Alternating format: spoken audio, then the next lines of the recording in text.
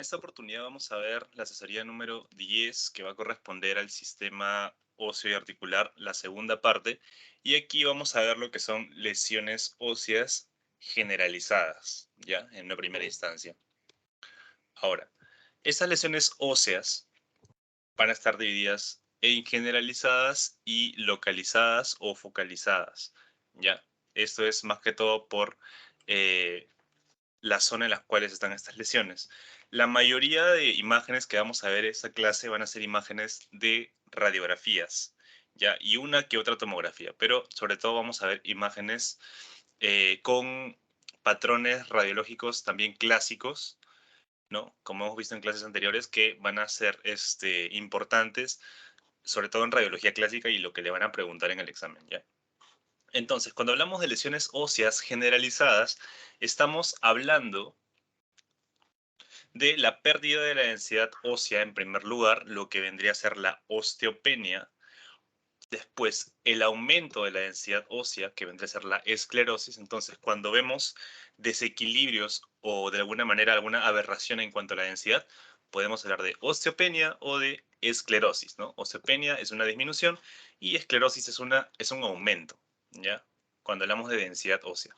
Luego también tenemos alteraciones de la textura ósea, ¿no? También la destrucción ósea, ¿no? Que vendría a ser la osteolisis. También tenemos la reabsorción ósea, la reacción perióstica, el engrosamiento cortical, también las fracturas y aberraciones del tamaño y la forma del hueso, ¿ya? Entonces, cuando hablamos de densidad ósea en cuanto a alteraciones, tenemos en primer lugar en la imagen A la osteopenia, que vendría a ser una pérdida de la densidad, ¿no? De cómo está formado el hueso, de la integridad del hueso, se va perdiendo y por eso en radiografía va a absorber menos radiación y se va a ver más radiolúcido, ¿no? Entonces acá vemos que había una pérdida de la densidad ósea. Por otro lado, en la imagen B tenemos una osteoesclerosis, que quiere decir un aumento de la densidad ósea. Entonces, estamos hablando de una imagen más radiopaca, ¿verdad? El aumento de la densidad se ve reflejado en cómo se absorben los rayos X. Entonces tenemos osteopenia, osteoesclerosis, ¿ya? Ahora, cuando hablamos de osteopenia, ¿sí? En una primera instancia, vamos a ver que tiene que haber osteoporosis, osteomalacia, hiperparatiroidismo o neoplasias. Estas van a ser las cuatro entidades que nos van a causar la osteopenia, ¿ya? La disminución de la densidad ósea, ¿no? Entonces, aquí se pueden observar en estas radiografías la pérdida de la densidad ósea, ¿ya? Ya sea acá en las epífisis, tanto distales como proximales de los huesos que forman la pierna, ¿no? Se pueden observar estas alteraciones, ¿no? De la densidad. Igual acá también en los cuerpos vertebrales se ve la pérdida de la densidad y se ve reflejado de esta manera, ¿no? En cuanto a las vértebras, se ven más aplastadas con una menor densidad y esto va a tener un nombre específico que lo vamos a ver más adelante. Igual aquí, ¿no? En esta zona pélvica, ¿no? Con el hueso coxal, la cabeza del fémur, también se puede observar una pérdida de la disminución, ¿no? Se ve más radiolúcido cuando debería ser más radiopaco, ¿ya? Entonces, cuando hablamos de osteopenia, hablamos de pérdida de densidad. Ahora, eh, en cuanto a osteopenia, ¿no? Tenemos a la osteoporosis en un primer lugar, la cual va a ser una enfermedad de tipo metabólica que va a tener una pérdida progresiva de la masa ósea, ¿ya? Y obviamente que mientras tengamos esta condición van a ser mucho más probables y va a ser mucho más eh, posible que tengamos fracturas, ¿no? Entonces, en cuanto a radiografía, se puede observar a partir del 30% de la pérdida.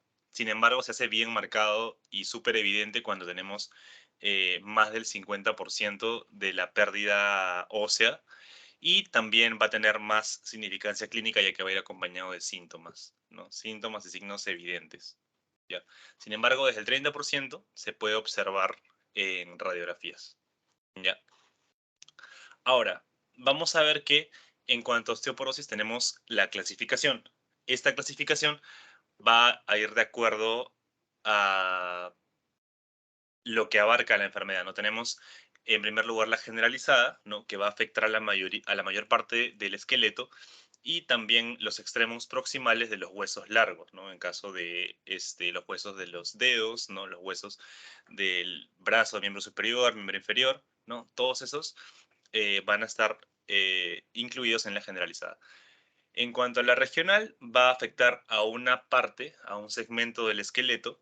Y en cuanto a la localizada, vamos a ver que va a afectar a un área focal o múltiples áreas localizadas. Ya, entonces es una clasificación en cuanto a la ubicación.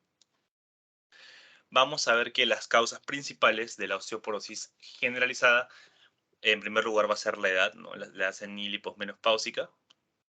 Vamos a ver también que tenemos fármacos como esteroides y la heparina que también nos van a poder causar la osteoporosis generalizada. Tenemos también estados endocrinológicos como el hipertiroidismo, hiperparatiroidismo y diabetes, que vamos a ver más adelante, que también nos van a causar la disminución de la densidad, ¿sí? Tenemos efectos carenciales, estados carenciales, perdón, como el escorbuto, malnutrición, deficiencia de calcio, etcétera, y otras más de acuerdo al estilo de vida, ¿no? Como el alcoholismo, la hepatopatía crónica, ¿no? Estados de anemia, osteogénesis imperfecta, que esto ya es más congénito, y estados tipo idiopáticos, ¿no? Los cuales no se conoce la causa, ¿no? Ahora, vamos a ver que va a tener también causas. En primer lugar, la atrofia por desuso, ¿no? Esto se da cuando hay inmovilización prolongada del paciente. También vamos a ver que tenemos las causas inflamatorias, como la artritis reumatoidea, ¿no? La osteomielitis, tuberculosis, etcétera, cualquier otra causa inflamatoria. También tenemos a los tumores, ¿no?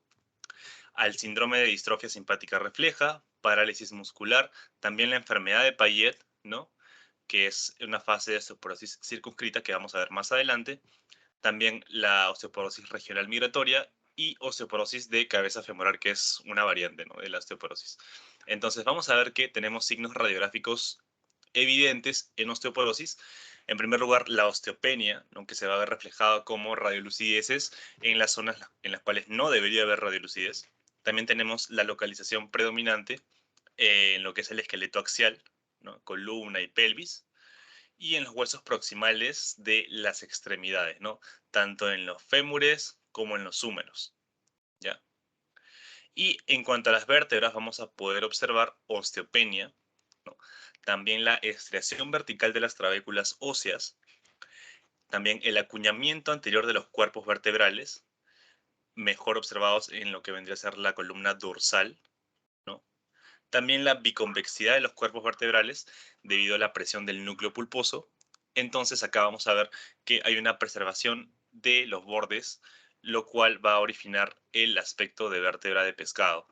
Entonces, por ejemplo, en esta imagen se puede observar que nuestras vértebras van a estar más aplastadas por la zona del cuerpo vertebral, sobre todo en las partes más céntricas, ¿no? Entonces aquí se va a hablar de una biconvexidad de los cuerpos vertebrales, ¿no? También de todas maneras se denota la pérdida de la densidad, ¿no? En el cuerpo vertebral, como se pueden ver en la imagen, ¿no? Se ve claramente. Igual aquí también se ve la biconvexidad, ¿no? De los cuerpos vertebrales, y eso es un signo bastante clásico de osteoporosis, ¿no? En columna dorsal, ¿no? Entonces, hasta ahí todo claro, entonces vamos avanzando. Ya.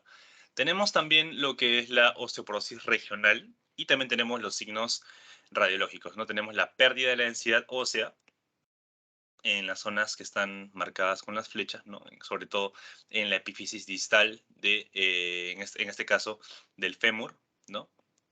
Vamos a ver que también hay la rarefacción irregular, ¿no? Luego uniforme y reabsorción endóstica, ¿no? De la lesión, osteoporósica. Y vamos a ver que la característica de esto vendría a ser osificación periarticular, un adelgazamiento de la corteza y la reducción secundaria de la masa muscular, ¿ya? Entonces, todo esto va a ir acompañado de la parte principal que vendría a ser la osteoporosis. Y eso es en cuanto a la osteoporosis regional, ¿no? Entonces, estamos hablando de regiones específicas del hueso y no del hueso en su totalidad, ¿ya? Entonces, eso es lo que quiero que vean en esta parte. Y luego vamos a ver otra causa, ¿no? Que vendría a ser el hiperparatiroidismo, ¿ya? Esto va a ser el aumento de los niveles de hormona paratiroidea en la sangre y vamos a tener tres tipos. Tenemos el hiperparatiroidismo primario, ¿no? Secundario y terciario. Acá las causas van a ser hiperplasia difusa, de entre un 10 a un 40% van a ser adenomas únicos o múltiples de un 50 a 80%. Y esto raramente va a haber un carcinoma de por medio. En el hiperparatiroidismo secundario vamos a ver que la hipocalcemia mantenida debido a una falla renal crónica o a estados de malabsorción va a ser como que la causa principal. Y en cuanto al hiperparatiroidismo primario, también vamos a tener como causas la insuficiencia renal crónica y también un síndrome de malabsorción, ¿no? Que de todas maneras tienen mucho que ver con las anormalidades en cuanto al calcio y al fósforo. Ahora, manifestaciones clínicas de hiperparatiroidismo, vamos a ver los cálculos renales o ureterales, también enfermedad ulcerosa péptica o pancreatitis en defecto. Vamos a ver también que existen alteraciones óseas con las cuales van a ser sintomáticas de un 10 al 25% y van a progresar como dolores severos, también formación de edemas y ocasionalmente deformidades, ¿no? También presenta alteraciones del sistema nervioso central, la piel y sistema cardiovascular. Acá tenemos un cuadro que nos está mostrando las características de la afectación ósea, ¿no? Como la resorción ósea subperióstica, resorción ósea intracortical, la resorción ósea endostal, subcondral, también signos como la columna en jersey de Rugby, ¿no? Y también los diagnósticos diferenciales, ¿no? O sea, de esto de acá, ¿qué es lo que podría ser, ¿no? Entonces, esto lo vamos a ir revisando conforme vayamos avanzando las diapositivas. Y lo que sigue, Alejandro, ¿sí? disculpa, mencionaste que la osteoporosis generalizada era la de vértebras de pescado, ¿verdad? Y la regional era... ¿Podrías volver a eso? Sí, por favor, la de Ah, vértebras de pescado. ok. Entonces, a ver, un segundo. Ya. O sea, como para diferenciar la general, la generalizada de la regional. O sea, la generalizada de la regional vendría a ser más que todo porque la generalizada va a estar dada a nivel o a una extensión de casi todo el esqueleto, ¿ya? Y la regional va a estar solamente en partes específicas. O sea, si hablamos de los huesos del muslo, ¿no? Si hablamos del fémur, no estamos hablando de todo el fémur, estamos hablando solamente de esta zona de aquí, en la cual está la osteoporosis. Por eso es regional, ¿ya? En cambio, eh, claro, por eso se refiere a una rarefacción irregular, ¿ya? No va a estar regularmente esparcida por toda la pieza ósea. En cambio, acá sí está presente en todas las vértebras, ¿no? Entonces, por eso hablamos de generalizado. ¿Me entendiste esa parte? Sí, pero entonces eso de aspecto de vértebra de pescado se hablaría solo en una osteoporosis generalizada, osteopenia generalizada. Podría decirse que sí. Sin embargo, cuando, o sea, hablamos de al aspecto de vértebra de pescado como un signo, ¿no? De osteoporosis en general.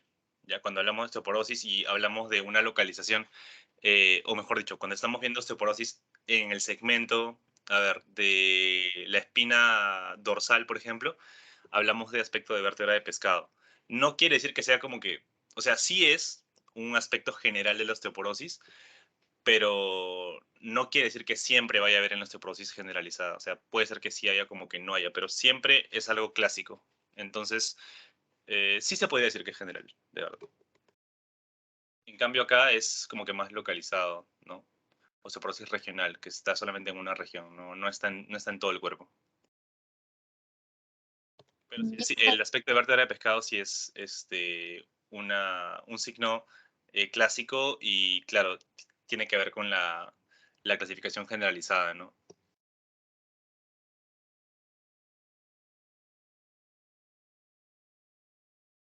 Ok, Gracias. ok, no hay problema. A ver, ¿dónde me quedé? Creo que ya vimos esto. Ya. Entonces, ya, vamos a ver ahora sí, cuando existe el hiperparatiroidismo, vamos a tener manifestaciones tempranas y manifestaciones tardías, ¿ya? En manifestaciones tempranas vamos a tener en primer lugar lo que es la resorción difusa subperióstica, ¿ya? Esto va a ser bastante evidente cuando tenemos radiografías porque tenemos signos característicos, sobre todo en estas zonas de las manos, de los huesos de la mano, ¿no? Podemos observar que en esta falange media hay una resorción ósea subperióstica y una pérdida de la densidad, ¿ya? Entonces vamos a ver que las falanges van a tener una apariencia como que en encaje, o sea, que de alguna manera van a estar más como que no tan rectas, por así decirlo, sino que van a estar como que un poquito hundidas, ¿ya? Y va a haber algo clásico que vendría a ser los penachos falángicos, ¿ya? Que quiere decir que en la parte más distal, ¿no? De la falange distal, valga la redundancia, se va a ver como una formación de una bolita, ¿ya? Y eso se le llama el penacho falángico, ¿ya? Entonces acá se ve también, ¿no? En esta parte de acá, aquí también, que termina en bolita, eso es el penacho falángico, ¿ya? Y eso es clásico de hiperparatiroidismo temprano, ¿ya? Aquí también se ve, aquí y aquí, ¿ya? Entonces tenemos acá resorción difusa subperióstica, ¿ya? En cambio, tenemos los cambios tardíos del hiperpartiroidismo, los cuales incluyen ya una disminución también de la densidad ósea, pero ahora va a ser a nivel de los huesos más grandes, ¿ya? Y vamos a tener otros tipos de manifestaciones, ¿no? Aparte de la osteopenia, en este caso, vamos a observar que se van a formar de alguna manera, por ejemplo, en este caso tenemos un tumor de células gigantes, ¿no? Eh, del rayo distal, ¿no? Y se va a observar una lesión osteolítica, ¿ya? Trabeculada, excéntrica de una región metaepifisiaria. O sea, que en esta zona de aquí, en la zona más de la epífisis proximal, ¿no? Se va a ver la lesión ósea, ¿no? La lesión ósea propia de este tumor, ¿no? Entonces vamos a ver que también se adelgaza la cortical, ¿no? Y tenemos compromiso del hueso subarticular o subcondral, ¿no? Porque está cerca de la zona de la epífisis, ¿ya? Eso es en este caso de acá que estamos en antebrazo y acá también tenemos otra lesión muy probablemente también de un tumor de células gigantes, ¿no? Pero en otra zona, ¿no? La zona ya de la pierna, ¿ya? Aquí también se puede observar un cambio tardío, ¿no? En hiperparatiroidismo, en el cual también se puede observar cómo nos damos cuenta porque hay una radiolucidez. No sé si se observa acá que está más negrito. Ya bueno, acá donde está la flecha, ¿no? Se observa la pérdida de la densidad, ¿no? Que está bien definida. Entonces, eso también se observa en paratiroidismo. Acá tenemos en el maxilar inferior. Ya. Ya, entonces eso es como que la diferencia entre cambios tardíos y cambios tempranos en hiperparatiroidismo, pero ambos son de hiperparatiroidismo. Ya. Ahora, tenemos la resorción ósea como tal, ¿ya? Y acá también tenemos signos clásicos, signos de radiología clásica, y acá tenemos el cráneo en sal y pimienta, ¿ya? Entonces se dice en sal y pimienta porque el aspecto que nos da, ¿no? La tomografía, ¿no? Va a ser como si nuestro cráneo, ¿ya? Tuviese una consistencia, ¿no? Como si estuviese con sales, ¿no? Sal, tal cual sal marina, y puntos negros, ¿no? Los cuales podrían asemejarse a la pimienta. Entonces, por eso se le conoce como cráneo en sal y pimienta. Entonces, así se ve desde una vista más lateral y así se ve desde este corte, ¿no? Más eh, axial, ¿ya? Entonces, cráneo en sal y pimienta es un signo clásico de resorción ósea, ¿ya? Y también tenemos la columna o vértebras en jersey de rugby, ¿ya? Entonces también acá se ve como estriaciones escleróticas longitudinales que se ven en las flechas amarillas, ¿no? Conocidas como columnas de vértebras en jersey de rugby, ¿no? Entonces se puede ver como si fuese la, la vestimenta esta clásica de los jugadores de fútbol americano. Entonces a eso se asocia y por eso se conoce columna en jersey de rugby, ¿no? Se ve como que negrito y blanco a los costados. Entonces por eso se le asocia, ¿ya? Y eso también es clásico de resorción ósea, ¿ya? O sea, todo esto es radiología clásica, ¿ya? Así como el signo de la cimitarra y todos los signos que hemos visto antes, ya, igual. O sea que es muy probable que también les pregunten en sus pasitos, exámenes, etc. ¿Ya? Ahora, vamos a ver la osteomalacia, ¿ya? Aquí hablamos de una alteración, ¿no? De metabolismo de la vitamina D, también síndromes relacionados a un trastorno de reabsorción tubular de fosfatos a nivel renal. Y vamos a ver que la presencia de esta vitamina va a ser ideal o muy necesaria, ¿no? Para la mineralización de los huesos. Entonces, la función de esta va a ser mantener los niveles en sangre normales de calcio y fósforo, ¿no? Entonces, vamos a ver que una causa de esta osteomalacia va a ser la deficiencia de calcio en la dieta, también una deficiencia en cuanto a la absorción, ¿no? Deficiencia de vitamina D, síndromes de malabsorción intestinal, ¿no? Como enfermedad celíaca, ESPRUE, ileitis regional, etcétera. También la ictericia obstructiva, ¿ya? Congénita. También tenemos la acidosis renal tubular. También una excesiva excreción renal de calcio o fósforo tubular, glomerular, etcétera. También anomalías enzimáticas, degradación hepática y un inducido tumoral también, ¿ya?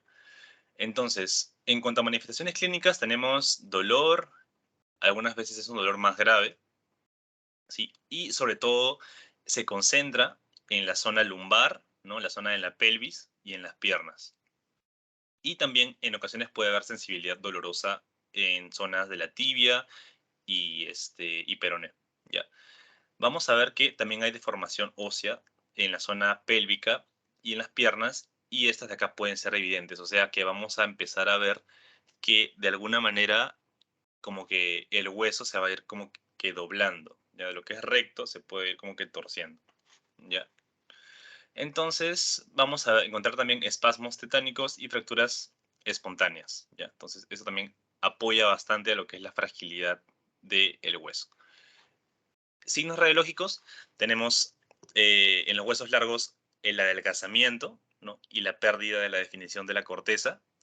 Vamos a ver que van a desaparecer las trabéculas longitudinales y transversales, lo cual obviamente es porque había una pérdida de la densidad. También encontramos las pseudofracturas, que son las líneas de Lusser, ¿ya? Que se van a ver bien definidas por una radiolucidez, ¿sí? Vamos a ver que van a ser simétricas y bilaterales. y van a estar orientadas en ángulo recto hacia la cortical, pero no van a cruzar totalmente el hueso. Entonces se van a ver así, ¿no? Como que perpendicularmente, como dice, a la cortical, ¿no? Ángulo recto a la cortical. Y vamos a ver que la desmineralización y la pérdida de la resistencia van a llegar a la deformación tanto de la pelvis, columna vertebral y también los fémures, ¿no? Los fémures, o también en caso se puede observar signo de osteomalacia en el húmero también, ¿ya? Pero sobre todo se ve concentrado en la mitad baja de los huesos, ¿no? O sea, de la cintura para abajo. Entonces, acá tenemos lo más destacado de las líneas de Lusser como pseudofracturas. Ya, ahora vamos a ver que tenemos también anomalías en cuanto al aumento de la densidad ósea, y aquí tenemos a la osteoesclerosis, ¿no? Bueno, en primer lugar mencionaríamos a las enfermedades con aumento de la densidad ósea. Tenemos a la osteopetrosis, a la pigmodiosostosis, a la osteopoquilosis, osteopatía estriada, enfermedad de Fayette en su fase esclerótica, también la enostosis o los islotes óseos, la osteitis, la metástasis de X cáncer, el linfoma de Hodgkin, leucemia, mielofibrosis y osteodistrofia renal. Entonces, en primer lugar vamos a ver la osteopetrosis, o también llamada enfermedad marmórea de los huesos o enfermedad de Albers-Schomburg, ¿ya?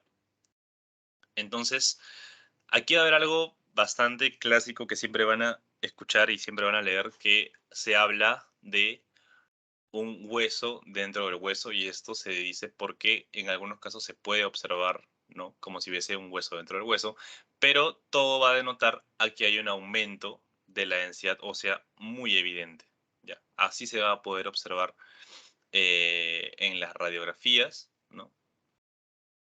Así la densidad ósea bastante marcada, ¿no? Tenemos entonces como signo radiológico aumento de la densidad ósea difuso, ¿no? El aspecto de hueso en hueso, también las múltiples fracturas que se puede dar, no porque haya mayor densidad va a ser un hueso más resistente. También vemos que en el cráneo va a haber un aumento de la densidad y engrosamiento de la base, va a haber una pérdida del espacio diploico, va a haber una menor neumatización de los senos paranasales y de las células, de las celdas mastoideas, ¿ya? En la columna también se va a observar el aspecto de vértebras en sándwich, ¿sí? En pelvis vamos a ver las bandas de densidad aumentadas que van a seguir a la cresta ilíaca y las calcificaciones de tejidos blandos y arterias, ¿ya?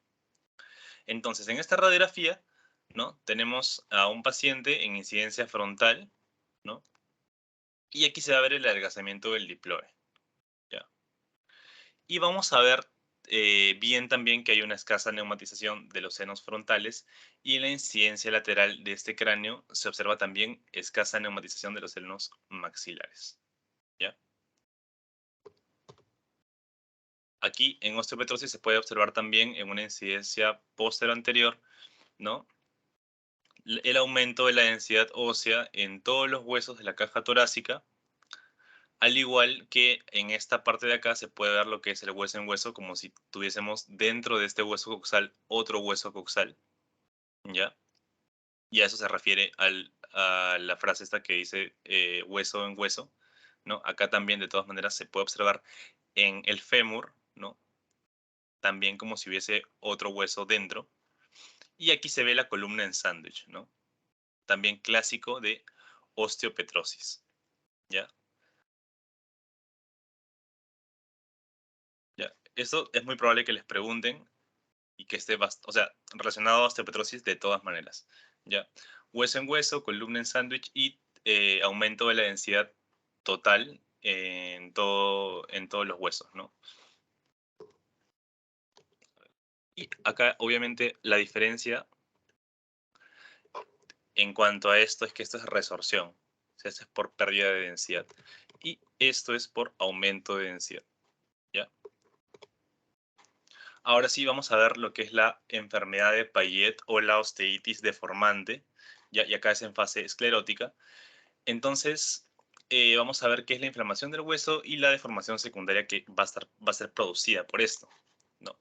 Entonces, como signo radiológico, vamos a tener un aumento de densidad, ¿no? Con alteraciones de las trabéculas, y va a haber el aumento del tamaño y deformidad del hueso que va a estar afectado, ¿no? Acá se puede observar claramente, por ejemplo, en la pelvis, ¿no? En los huesos de la pelvis, en el coxal o en el fémur, ¿no? Que se observa de todas maneras eh, la deformidad, ¿no?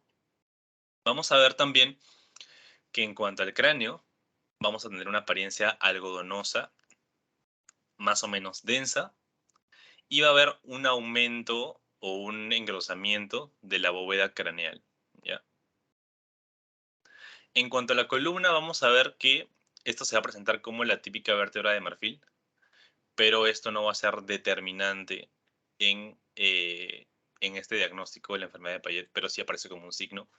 Y vamos a ver que en los huesos largos va a ser bastante frecuente observar estos signos, ¿no? De deformidad, alteración de trabéculas y el aumento de tamaño acompañado, como ya les dije, con la deformidad, ¿no?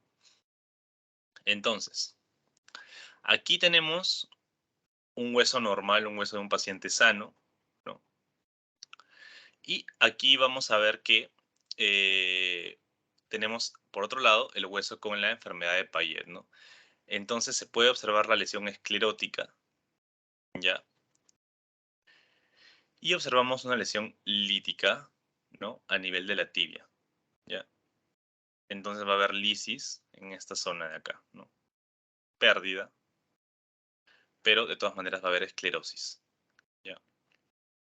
Y esto obviamente es radiografía, ¿no? Entonces es bastante marcado que se puede observar esas dos cosas en enfermedad de Payet. Ahora, vamos a ver también que en el húmero también encontramos zonas escleróticas, ¿no? Pero también van a estar acompañadas con imágenes osteolíticas, ¿no? En estas zonas de aquí, por ejemplo, ¿no? Que se observa la lisis en toda esta extensión, ¿ya? Y obviamente, como está irregular, de todas maneras podemos hablar de una deformidad, ¿no? Se nota que está totalmente irregular. Entonces se habla también de una deformidad del hueso, ¿ya? Acá incluso se ve, ¿no? Que no está siendo la forma natural de la formación ósea, sino que acá hay como que deformidad, ¿ya? Ahora, aquí también se observa la deformación del cráneo, también el estrechamiento y engrosamiento del diploe, ¿no? Con imagen de aspecto algodonoso, pero en este caso es del cráneo, ¿ya? Y esto se llama signo del copo de algodón, ya que también es un signo de radiología clásica y es bastante probable que se los pregunten, ¿ya? En examen, en pasitos, etcétera, ¿ya? Y en cuanto a la pelvis, ¿no? En cuanto al hueso coxal, por ejemplo, vamos a ver que a nivel de las crestas ilíacas, ¿no? La cabeza, el cuello y sobre todo el tercio superior del fémur, se van a ver las zonas de esclerosis y también la osteolisis, ¿ya? Entonces, todo eso va a ser evidente en esta zona pélvica y proximal del fémur, ¿ya? Entonces, esto es clásico de enfermedad de Payet. Acá otra vez tenemos la imagen de aspecto algodonoso, el signo del copón de algodón, ¿no? Característico de enfermedad de Payet. Acá tenemos de una vista frontal y acá tenemos de una vista lateral, ¿ya?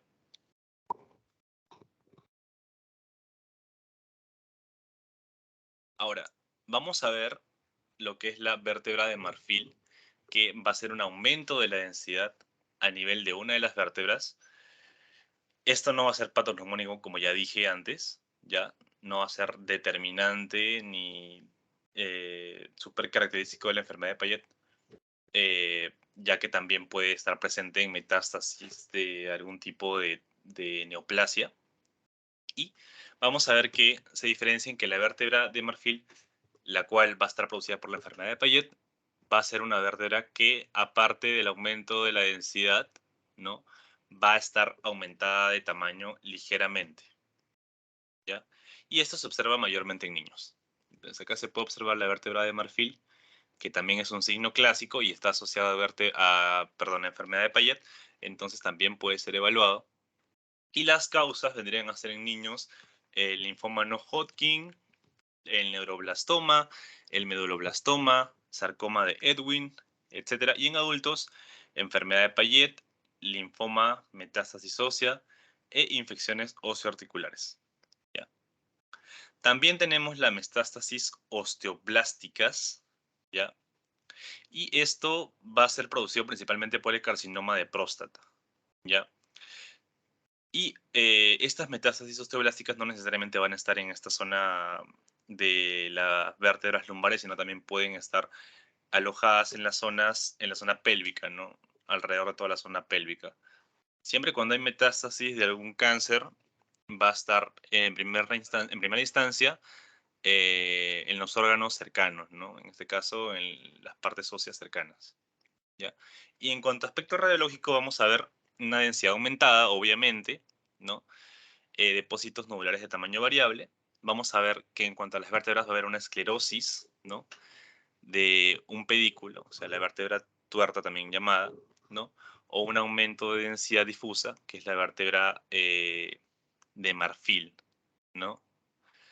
Vamos a ver que va a estar diferenciada la enfermedad de Payet porque no hay aumento, ¿no? Del tamaño del cuerpo vertebral y la cortical tampoco va a estar engrosada. Entonces eso ya es una característica que la diferencia de la vértebra de marfil de la enfermedad de Payet, ¿ya? Y vamos a ver que la diferencia con mieloma es que esto va a estar afectado o va a afectar primero al cuerpo vertebral, ¿ya? Y eso se le conoce como el signo de la galleta mordida, que no va a afectar a toda la vértebra en conjunto, sino va a empezar con el cuerpo vertebral, ¿ya?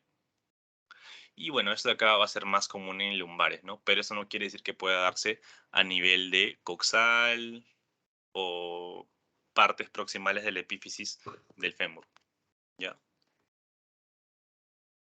Ahora, aquí tenemos lo que es la osteopoiquilosis, ¿ya? Esta es una enfermedad hereditaria, ¿no? Una enfermedad congénita y las manifestaciones radiológicas relacionadas van a ser la presencia de muchas áreas redondeadas, ya como se pueden ver en todas estas imágenes, ya, u ovoideas en todo caso, que también pueden ser imágenes, o sea, pueden ser lesiones en formas de estrías, ¿no? Y lo cual va a tener un denotado aumento de la densidad, ¿ya? Y va a tener bordes bien definidos.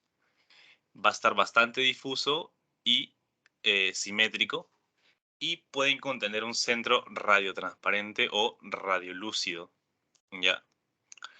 Y cuando hablamos de osteopoiquilosis en huesos largos, van a estar concentrados en las epífisis, ya, epífisis proximales.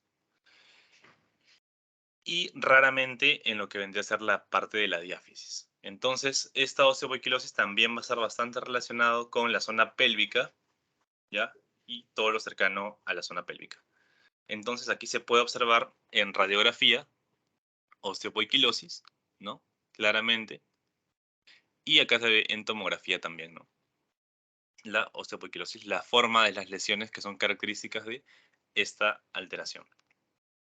¿Ya? Acá tenemos otra radiografía y aquí otra radiografía. Entonces esto es bastante clásico y bastante reconocible y es poco probable que no la reconozcan, ¿ya? O sea que les pueden preguntar.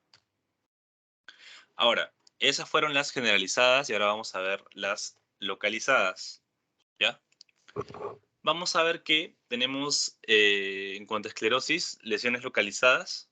Primero tenemos las bandas transversales, las cuales van a estar localizadas principalmente en la zona metafisiaria, ¿ya? Esto se da cuando existen leucemias, cretinismo, intoxicaciones por metales pesados, también hipervitaminosis tanto de vitamina A como D.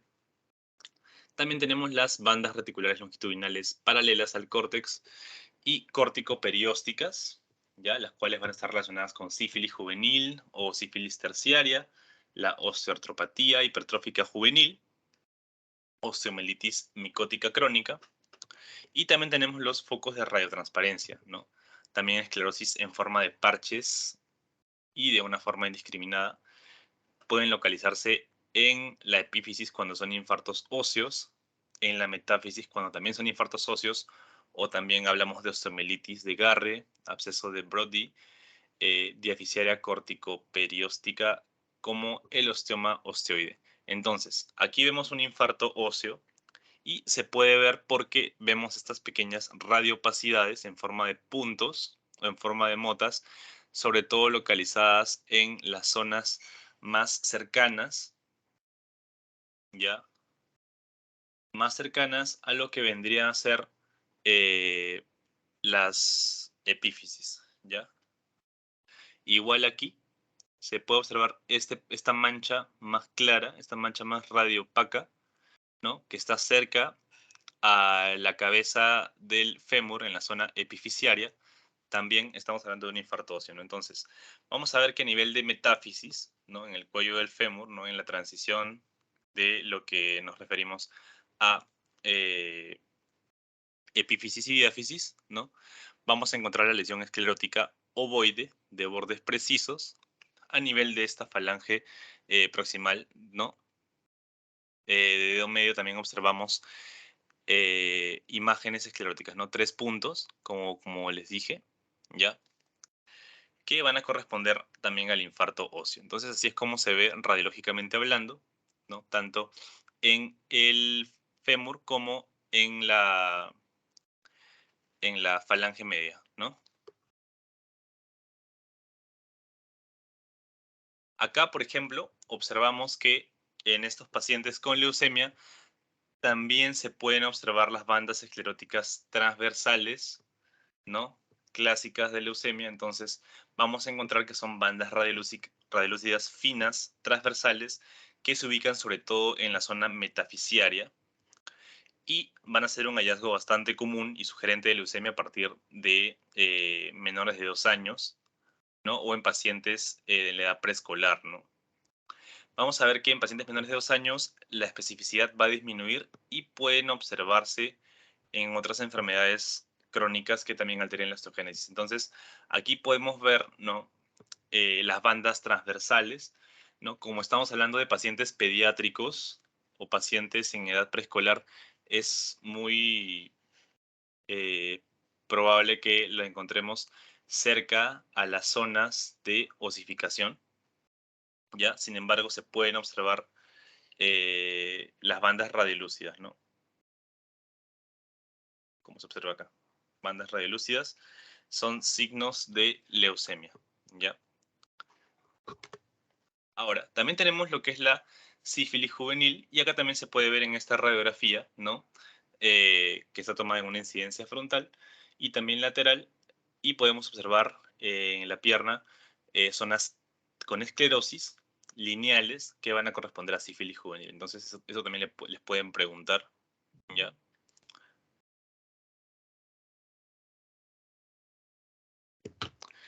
Y vemos también que en cretinismo se observan también a nivel de las metáfisis de todas las falanges proximales. Hay zonas escleróticas transversas que corresponden a un cretinismo y esto se puede ver claramente, ¿no? En las zonas de las metáfisis proximales, ¿no? Toda esta zona de aquí, ¿ya? Entonces, eso es en cuanto a sífilis juvenil y cretinismo, ¿ya?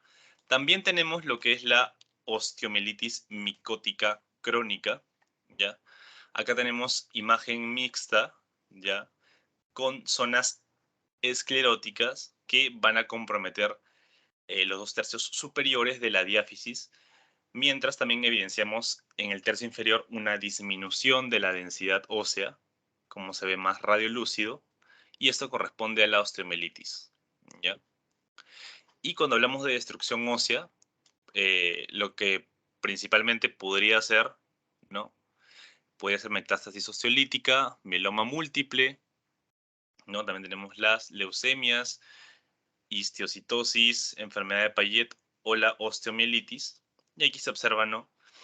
a nivel de tercio superior de la diáfisis tibial, ¿no? Una imagen con la que se puede observar lesiones osteolíticas en su interior, ¿no? Y vamos a ver que también hay reacción perióstica, ¿no? En capas, ¿no? Que se va formando bueno, la reacción perióstica, ¿no? Se va formando una, una inflamación, ¿no? Del periósteo. Y aquí se puede observar que a nivel de cráneo también hay una imagen osteolítica, ¿no? Que significa destrucción ósea, ¿ya? Entonces, eso es en cuanto a destrucción ósea. Y finalmente tenemos el mieloma múltiple, ¿ya? Y aquí se puede ver a nivel del cráneo, ¿no? Las lesiones osteolíticas redondeadas que no tienen mucho borde esclerótico, ¿no? Son más de frente las lesiones, ¿no? Y esto se puede visualizar a nivel de la pelvis también, a nivel de la cintura escapulohumeral también y el húmero. También se observan estas lesiones, ¿no? De mieloma múltiple que prácticamente es osteolisis, ¿no? Y esto se ve reflejado como una radiolucidez.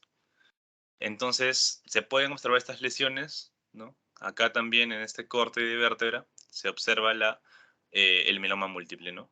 También en los cuerpos vertebrales en esta zona de aquí. También acá se ve tenuemente, ¿no? En el tercio distal de la diáfisis del fémur. Y acá también en las zonas proximales, ¿no? Del fémur. ¿Ya? Entonces todo eso está relacionado a mieloma múltiple. ¿Ya? Y eso es, bueno, y así es como se ve en radiografías. ¿Ya? Y entonces, eso vendría a ser todo lo relacionado a lesiones generalizadas y focalizadas. ¿Ya? Si tienen alguna pregunta, alguna duda o algo que quieran que repita, es el momento. Alejandro, disculpa, yo sí tenía una duda. ¿Podrías explicarme, por favor, qué es una reacción perióstica? Porque